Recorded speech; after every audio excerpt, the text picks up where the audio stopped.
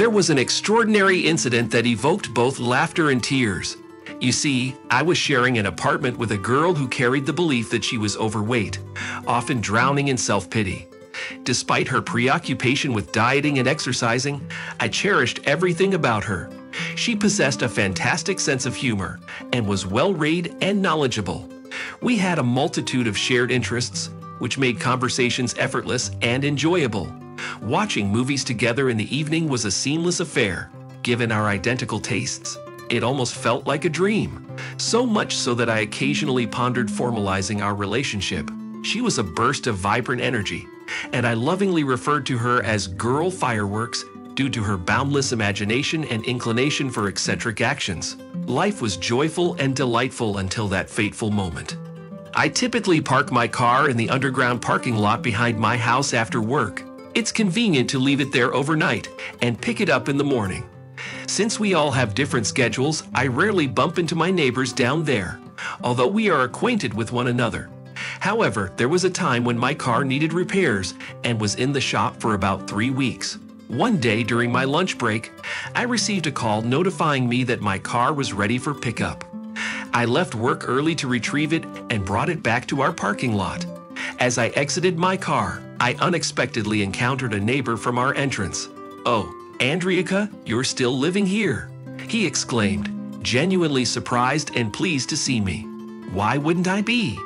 I responded with a laugh. "Well, truth be told, I thought you had split up with Marina and moved out," he confessed. "Oh no, it was just my car that needed repairs," I clarified, smiling. "I just haven't seen you around lately, but there's been a guy coming over regularly. That's why I assumed Marina had a new boyfriend," he explained. I was curious, so I decided to ask our neighbor about it. However, he only provided a description of the lover's appearance and mentioned that they came during the daytime. I thanked him for the information and walked home deep in thought. It turns out that she brought a guy to our apartment right before I arrived home from work. I was furious, especially since they were on our bed, having dinner. I stared at Marina for a while, uncertain of how to start the conversation. She finished her meal, stood in front of the mirror, and started twirling around. "Hey, can you tell that I've lost weight?" she asked, oblivious to my turmoil. Lost in my own thoughts, I nodded confusedly. Suddenly, anger overwhelmed me. "And how long have you been cheating on me?" I confronted her, feeling a rush of adrenaline. Marina was taken aback and sat down on the couch. "Who told you?" she asked. "You're not even going to deny it?" I replied.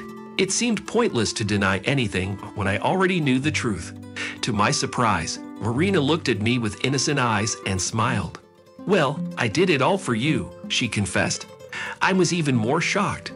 "I'll explain everything in a moment," Marina hurriedly said. I had recently read articles and blogs searching for ways to lose weight quickly and effectively.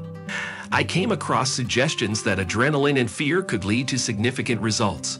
Many girls wrote positive reviews about this method, so I decided to give it a try, hoping that the nervousness of potentially getting caught would help me lose weight faster. It's no surprise that the neighbor assumed I was coming home late from work. To make matters worse, this guy was helping my girlfriend lose weight. I can't believe she didn't realize that's cheating. I always liked her just the way she was, and never asked her to change her looks. But now, I can't even bear to look at her knowing what she did, and more than once. Marina looked genuinely shocked and confused. "Are you abandoning me? I've put in so much effort for you," she said. "Yeah, right," I replied dismissively. That pointless conversation marked the end for us. I had no desire to continue, so that same evening, I sent her with her things back to her parents' house. I didn't say anything to them, as I still have some sense of human decency. If she wants to tell them, that's her choice. I don't care if it makes me look bad. To be honest, I just don't care anymore. But both before and after this incident, there have been no more such situations in my life.